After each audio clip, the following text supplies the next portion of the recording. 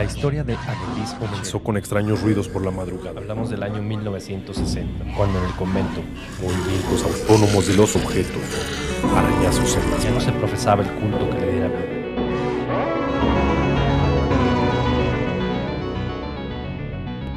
Hablemos de terror.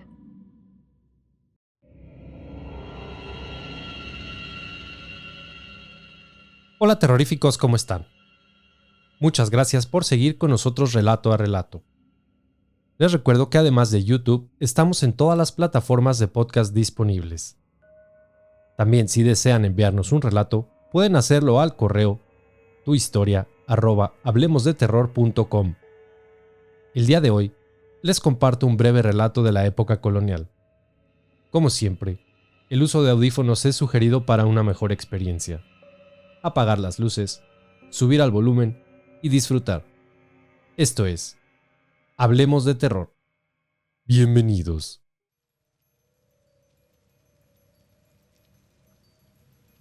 Cuenta la leyenda que en una calle vivía hace muchos años un señor español llamado Don Juan Manuel, a quien Dios quiso darle muchos bienes de fortuna y una esposa que era un ejemplo de hermosura y de virtud.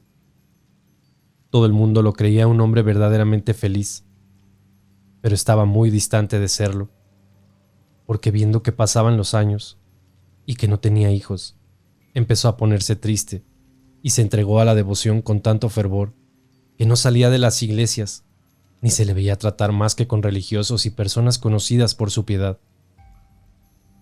Pero como a pesar de eso, su tristeza iba en aumento y por ello desatendía sus intereses, determinó hacer venir de España a un sobrino suyo, a quien amaba mucho, para que se encargara del manejo de la casa. Y él, separándose de su mujer, decidió ingresar como religioso de San Francisco para acabar sus días santamente.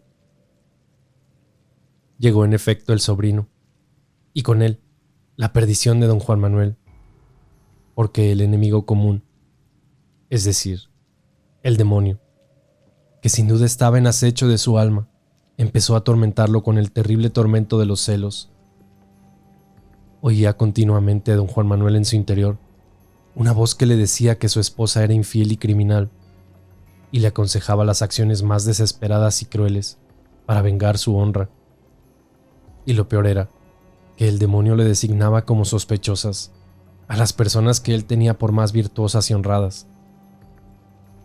En fin, su razón se trastornó, de manera que una noche invocó al demonio y celebró con él un pacto formal para entregarle su alma, siempre y cuando le proporcionara la ocasión de vengarse de la persona que en su concepto ultrajaba su honor.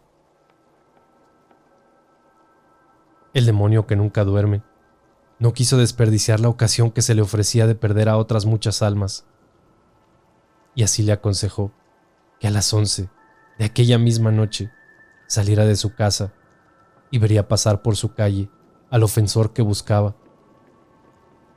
Lo hizo puntualmente don Juan Manuel, y viendo por cierto a un hombre que pasaba por la calle embozado en su capa, se acercó a él, y sin hablarle una palabra, le dio tan feroz puñalada que lo dejó muerto en el acto.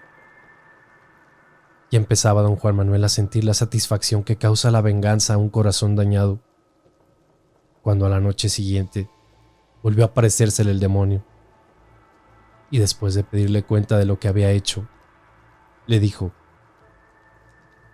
«No creas que te has librado del enemigo de tu honra.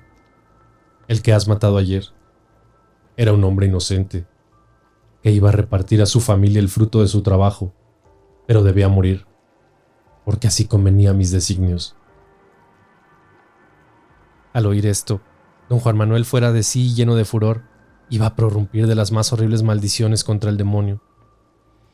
Pero este, sin darle tiempo a pronunciar una palabra, le recordó su terrible juramento, y a fin de confirmarlo más, continuó diciéndole: «Si tu ciencia fuera igual a la mía, no extrañarías nada de cuanto puede sucederte en el mundo, pero ni tu entendimiento es capaz de tanta ciencia, ni a mí me es dado comunicártela.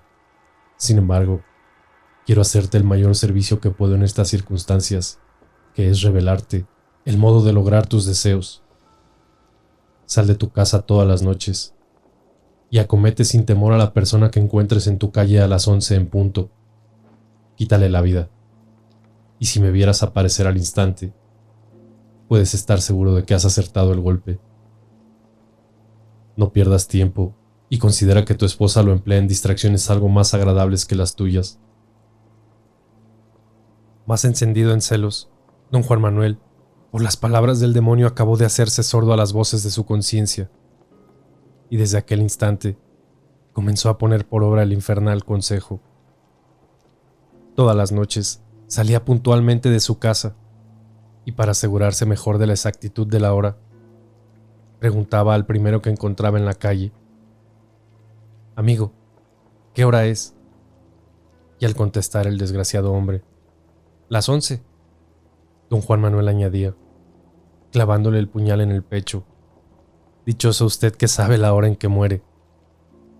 Así continuó por mucho tiempo don Juan Manuel, llenando de terror a todo México, pues diariamente amanecía una persona asesinada por aquel barrio, sin que pudiese saberse quién había sido el agresor, hasta que una mañana vio conducir don Juan Manuel a su presencia el cadáver mismo de ese sobrino suyo, a quien tan tiernamente amaba, y a quien había asesinado la noche anterior sin conocerlo.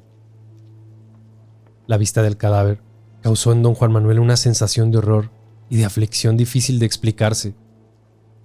Desde entonces comenzó a sentir de nuevo los remordimientos de su conciencia con tanta fuerza que, despreciando los temores que le inspiraba el pacto celebrado con el demonio, voló inmediatamente a echarse a los pies de un religioso de San Francisco, muy conocido en México por su sabiduría y su santidad, y le reveló todas sus culpas con las más vivas demostraciones de arrepentimiento.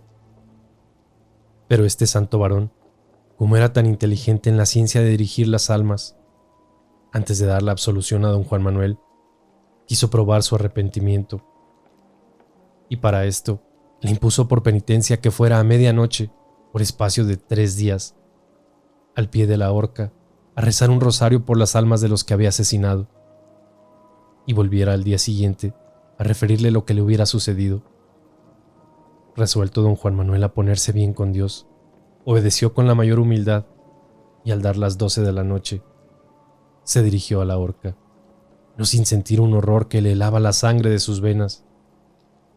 Se puso de rodillas al pie de la horca, según le había ordenado el padre, y comenzó a rezar el rosario, sin que notara cosa alguna.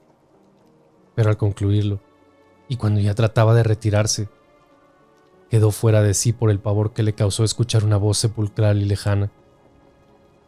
Cuando éste volvió de su desmayo, ya empezaba a despuntar el día, y su primer cuidado fue ir a referir al padre aquel terrible acontecimiento. El padre procuró animarlo, haciéndole ver que así convenía a la salvación de su alma, que aquello no era más que un ardid del demonio para retraerlo de tan santa empresa, que hiciera la señal de la cruz sobre todo lo que pudiera inspirarle temor, y finalmente que volviera a la horca aquella misma noche a seguir cumpliendo su penitencia, seguro de que al día siguiente le daría la absolución de sus culpas.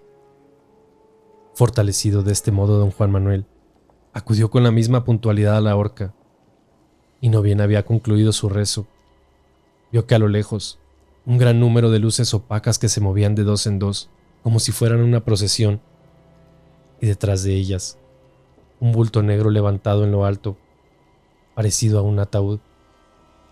Don Juan Manuel vio aquello con bastante valor, pero al oír la misma voz que la noche anterior lo había dejado casi sin vida, perdió enteramente el ánimo y el sentido. Al otro día, fue a ver al padre y le manifestó que quizá no podría resistir a la tercera prueba, y que por lo mismo le concediera su absolución.